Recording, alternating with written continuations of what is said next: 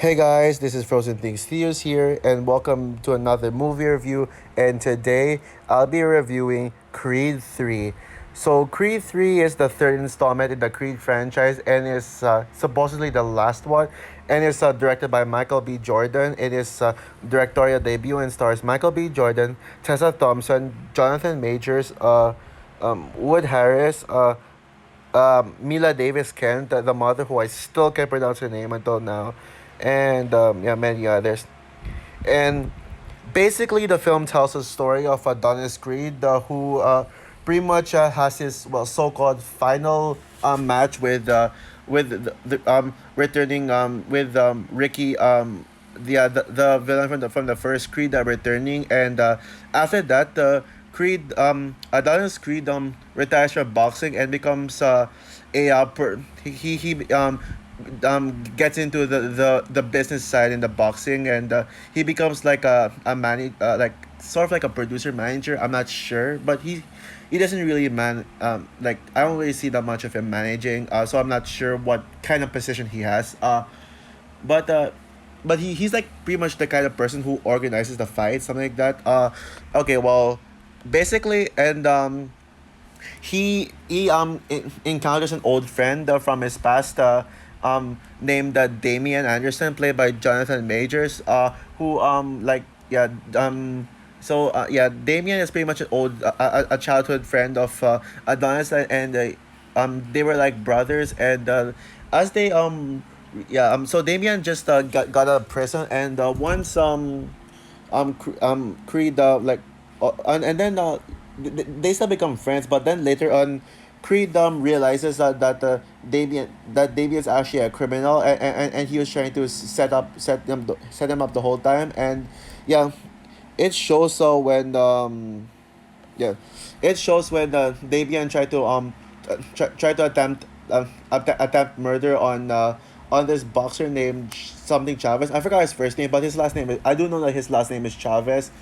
I forgot his first name, but yeah, this Mexican fighter, he tried to murder him, and was hospitalized, and yes, and also Adonis got to find out some secrets about Damien. So yeah, so once they become enemies, Creed gets into the boxing world to face against Damien, so that he can like be able to take away Damien's title of the heavyweight world champion. So yeah, that's all my plan.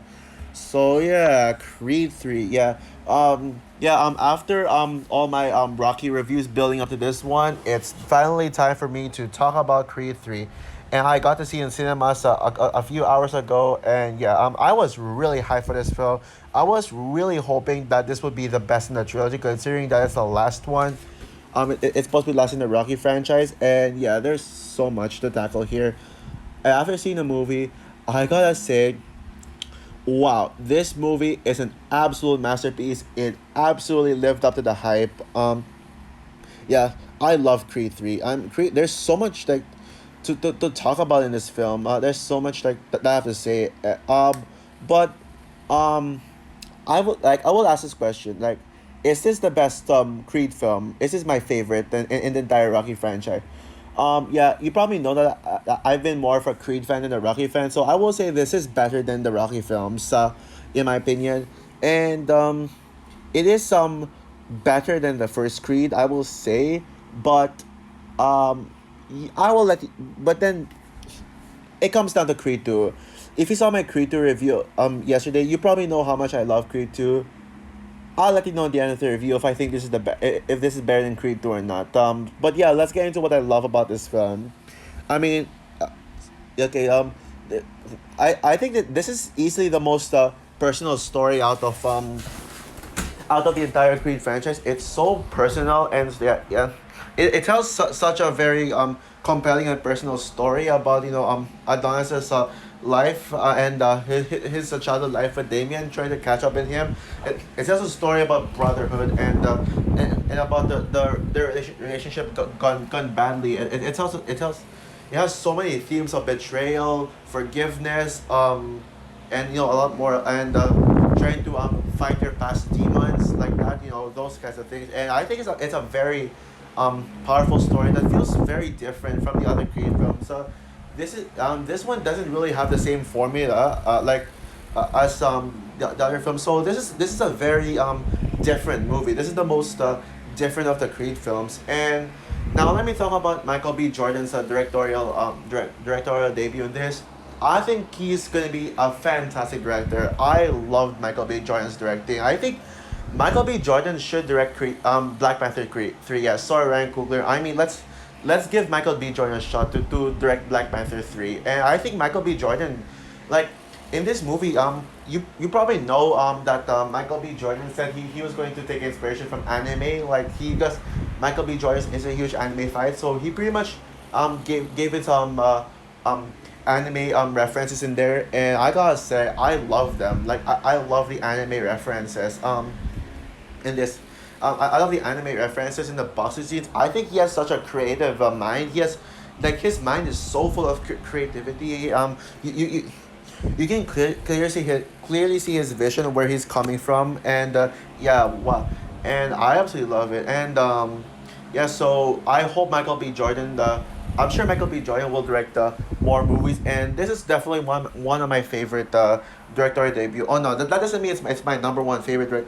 That doesn't mean it's the best directorial debut ever. I just said one of it. It just means that there are better directorial debut than this one. But um yeah, Michael B. Jordan. You probably know. Yeah, Michael B. Jordan is my favorite black actor, which I said here. And yeah, I'm a huge Michael B. Jordan fan. And his performance in this movie is absolutely amazing. It's incredible. And this continues to solidify Adonis being Michael B. Jordan's best performance he has ever done. And while I do think he gave a better performance in Creed, in my opinion, I think this is definitely this is still his best role to date.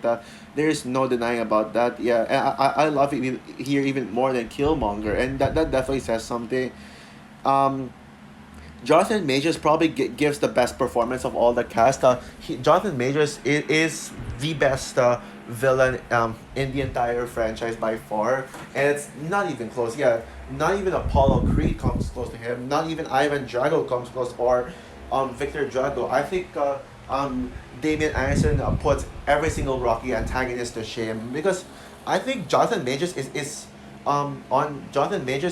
on pace to becoming my favorite black actor. Well, I still think Zendaya is the best black celebrity, and Zendaya, and I will probably put Tessa Thompson above Jonathan Majors, maybe. But um, Jonathan Majors, I'm not sure if I put him in the top five just yet. I'll have to like think about it. But yeah, since it's Black History Month, I'll probably do a top five best black actors on my Instagram page. So if you follow me on Instagram, you'll see that or you'll see that there.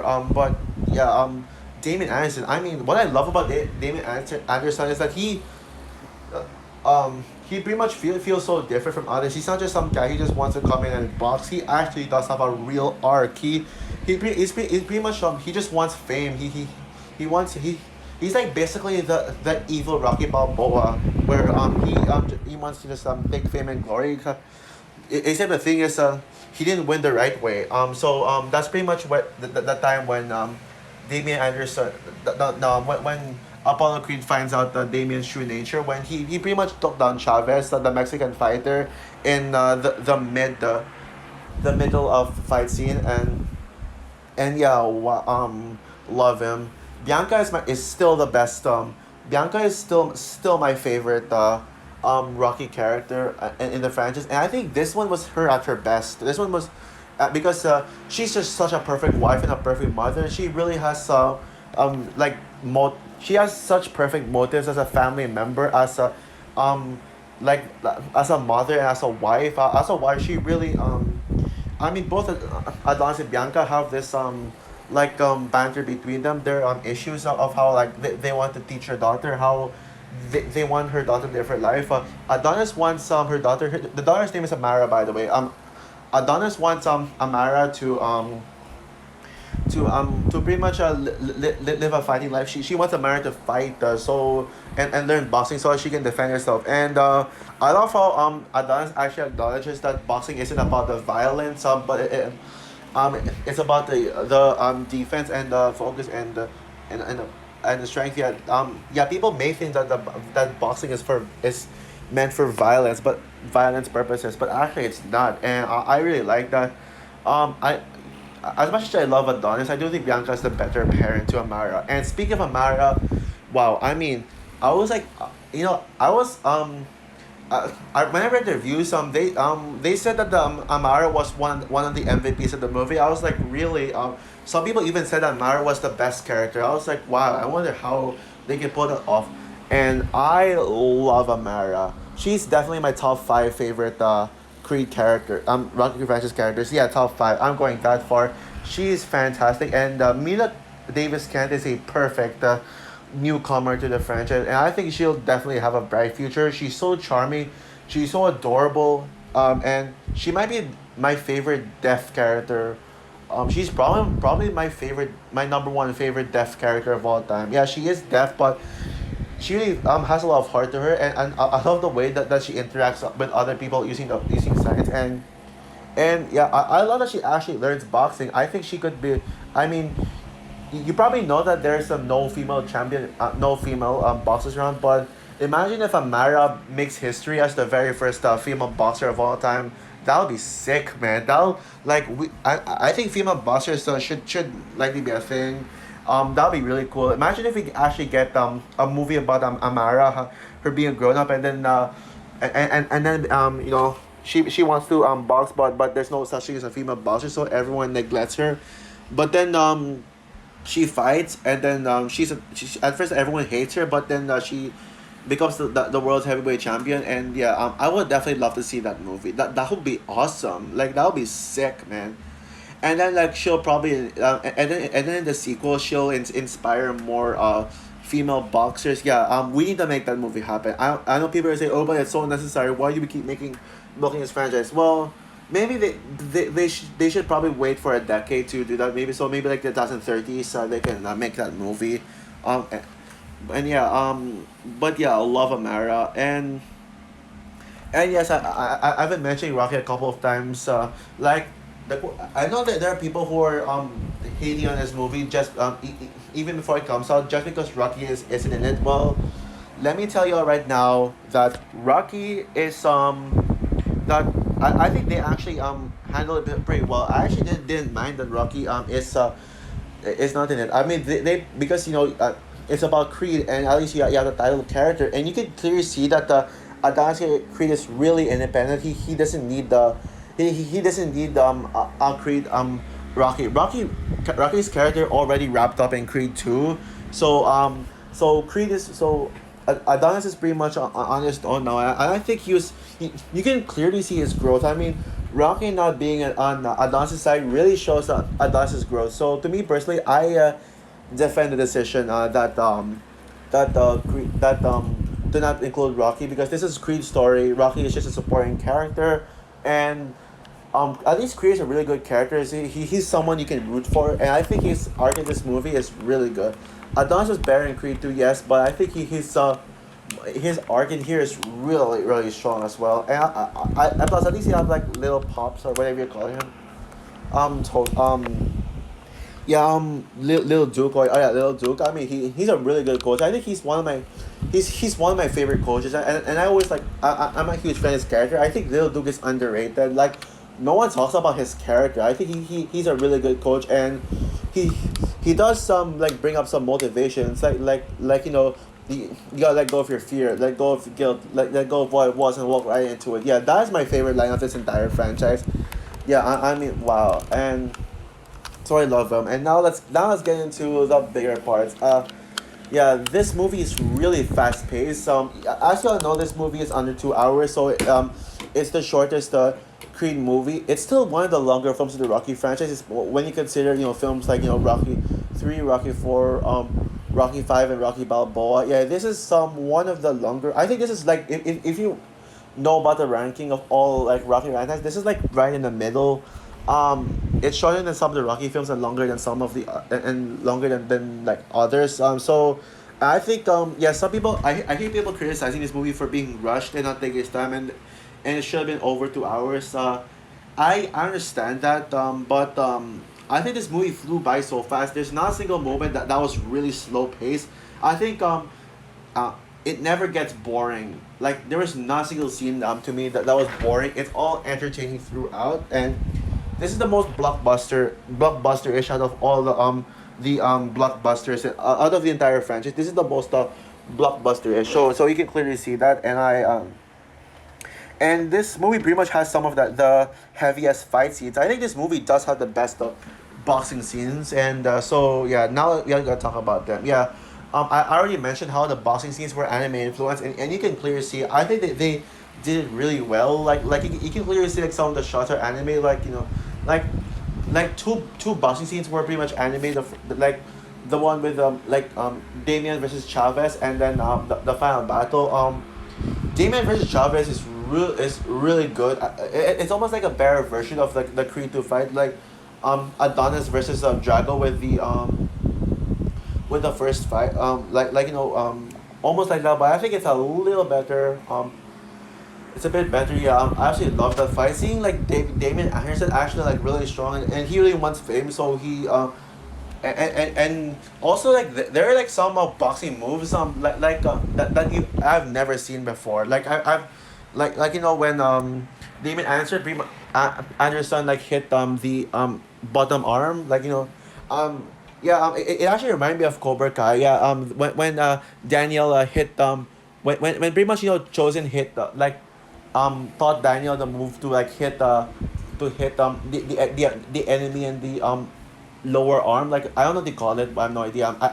I suck at biology, by the way. So don't ask. I suck at biology, by the way. So I have no idea what. But the thing that both Daniel and Damien used to hit that thing on the arm called, I have no idea what it's called, but I'm sure it's called something. Yeah, that was something new, and there's like so many new moves that this franchise had never established. And also, you actually got a really brutal shot of Damien's arm, like elbow hitting the face, and yeah, that was pretty much an illegal move, but like that was brutal, man.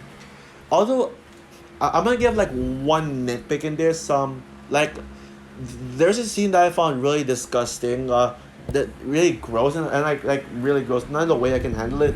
Basically, when Damien they removed Damien's mouthpiece. You see a tooth fell off. Like you see a tooth like out. The tooth was he lost a tooth and was stuck in the mouthpiece. That was gross, and probably my one nitpick.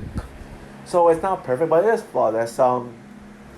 But yeah, and my God, the final battle is an absolute banger. Adonis versus Damien, I gotta say that is without a doubt the best boxing scene in the entire franchise. It's so okay, it's so like intense. It's such a banger. It really like got me at the edge of my seat, and I just love the intensity of it. Yes, it could have been longer, but I don't care. It really is my favorite boxing scene, and well, maybe that could change. That could change. Because I love the Apollo versus Vector in Creed 2. So I mean, maybe maybe on reflection, that could end up being my favorite boxing scene. But this one, it's so creative. It's so different from any other boxing scenes. Plus, I love how both of the big boxing scenes took place in an outdoor stadium. That really set the bar high for having the boxing match, and the entire crowd around you. It looks a lot bigger than in the kind of indoor stadium that we used to. So that's one thing that made this movie different. And the music is an absolute banger as well. Like my favorite scene in the film was when was when Adonis was sitting in his corner looking at Damien in his other corner, and then he was imagining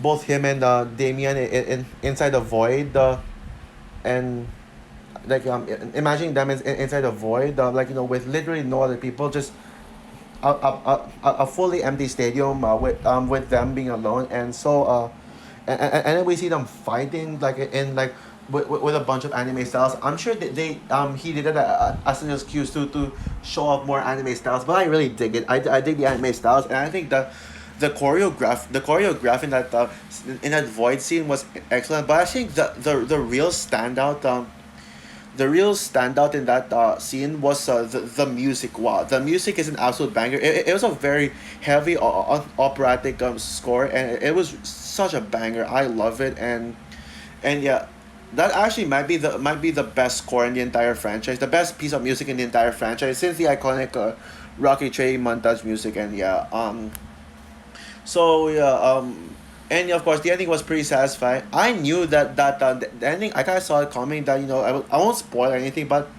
that ending I saw it coming, but it wasn't really predictable. I just blame I blame Mama's Gigi for that, because she pretty much tried to she said something in her review of the Creed 3 that kind of hinted about the ending. So I was like, oh, now I know how it's gonna, now I think this is how it's gonna end, and they actually did it. So I mean, I was really satisfied seeing so yeah, the ending was could have been better if I didn't watch Mama Gigi, if I didn't see Mama Gigi's review of it. So yeah, now let's get into the question. Is Creed 3 my favorite in the franchise? Sadly, it did not top Creed 2. Yes, Creed 2 is still my favorite Creed movie. Creed 2 is still my favorite Creed movie, and yeah, I know there's Creed 2 is a little divisive. There's some people who say Creed 2 is mid and it's not that good, but I love Creed 2.